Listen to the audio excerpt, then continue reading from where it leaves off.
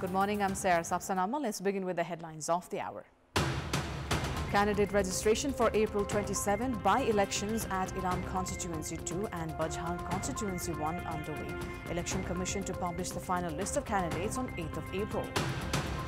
Kantipur Media Group organizing Birganj Bani, a conclave acknowledging and focusing on industrial, employment and the revenue potential of Birganj. Israel admits of serious errors and breaches of procedure in the killing of 7 aid workers on Monday, says it has dismissed 2 officers following investigation. And Chennai Super Kings suffers its second defeat at the Indian Premier League with a 6 wickets loss to Sunrisers Hyderabad. Rajasthan Royals up against Royal Challengers Bengaluru this evening. Candidacy registration is taking place today for the nearing by-elections in Ilam Constituency 2 and Bajhang Constituency 1. The Election Commission has set the registration time between 10 a.m. to 5 p.m. today. Interested candidates can register themselves through the office of the Chief Election Officer. The Commission has said the initial list of candidates will be released by 6 p.m. today itself and the final list on the 8th of April. Voting will take place on 27th of April from 7 a.m. to 5 p.m. on respective voting centres. Ruling coalition has decided to field Suhang Nemwang from CPN-UML and Nepali Congress has decided to field Dambar Bahadur Khadka in Ilam Constituency 2. Likewise, Rashtriya Swatantra Party has decided to field Milan Limbu and Rashtriya Prajatantra Party Lakshmi Gurung. Janata Samajwadi Party is fielding Premdeep Thamsuhang and Rashtriya Prajatantra Party Nepal Ganesh Bahadur Chauhan. Maoist Centre has decided to lend support to CPN-UML pick in Ilam.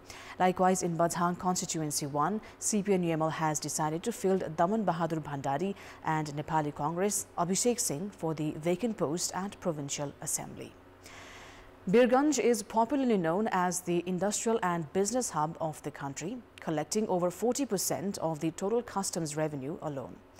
The state receives 40% of total industrial sector taxes from Birganj Patlaya corridor.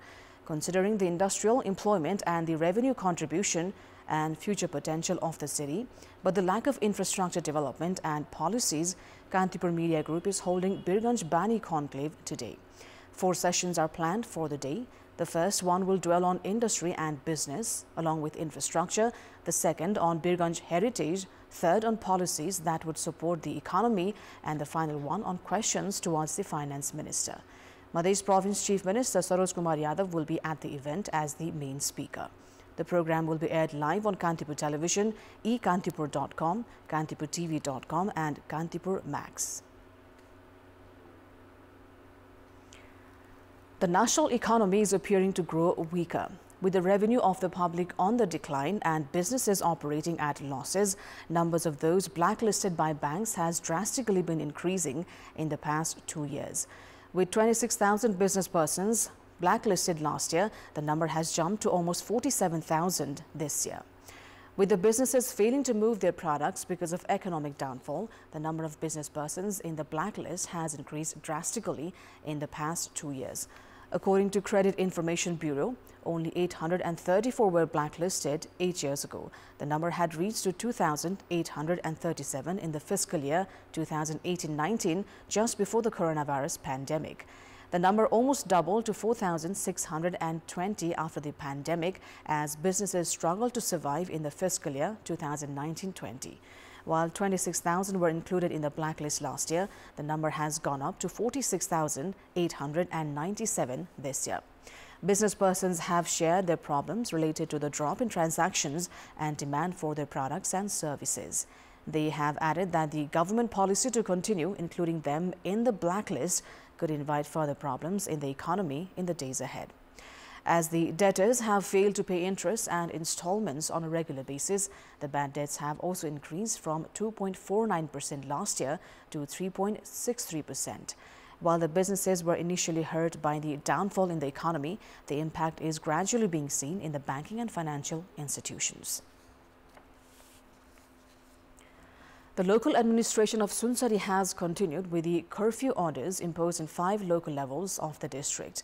Prohibitory orders had been imposed in Harinagar Rural Municipality and Dewanganj, Ward number 1 and 7 since noon yesterday. However, the local administration imposed an indefinite curfew from 5 p.m. in 5 areas, saying that the situation had remained tense.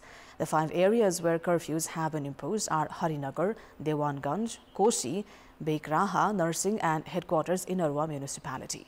Yesterday, police resorted to firing bullets as protesters pelted stones at them.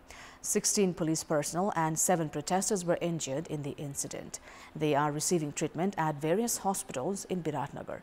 The protest erupted in the wake of a scuffle at a school in Harinagar municipality on Thursday. A local, Juan Mehta, had been attacked on Thursday evening, which was followed by conflict between the two sides. It is time now for our segment Public Pulse, where you text us with your opinion. The question is, what should be done to curb cybercrime? Your options are A, use of safe technology, B, formulate strong laws, and C, increase public awareness. The voting is on. Type NEWS, select your option A, B or C and send it to 34001 to share your opinion with us. And now on to international update. The Israeli military has admitted it mistook World Central Kitchen cars for Hamas vehicles, confirming claims that Israel did not hit the aid convoy by accident. 2 officers have been dismissed following the incident, and senior commanders formally reprimanded after an inquiry into the killing of 7 aid workers in an airstrike in Gaza this week found serious errors and breaches of procedure. The killing of the 7 aid workers, who included citizens of Britain, Australia and Poland, a dual US-Canadian national and a Palestinian colleague, stirred global outrage this week. Meanwhile, US President Joe Biden has sent letters to mediators Qatar and Egypt, urging pressure on Hamas to negotiate a ceasefire. Yesterday, Israeli Prime Minister Benjamin Netanyahu's office said it will allow temporary aid deliveries via a crossing in the northern Gaza Strip, in a move criticized as inadequate by UN Chief Antonio Guterres and EU Foreign Policy Chief Josep Borrell. At least 33,091 Palestinians have been killed and 75,750 wounded in Israeli attacks on Gaza since October 7th. The death toll from Israel from Hamas's October 7 attack stands at 1,139, with dozens still held captive. That is all for the moment. Thank you for watching. Bye for now.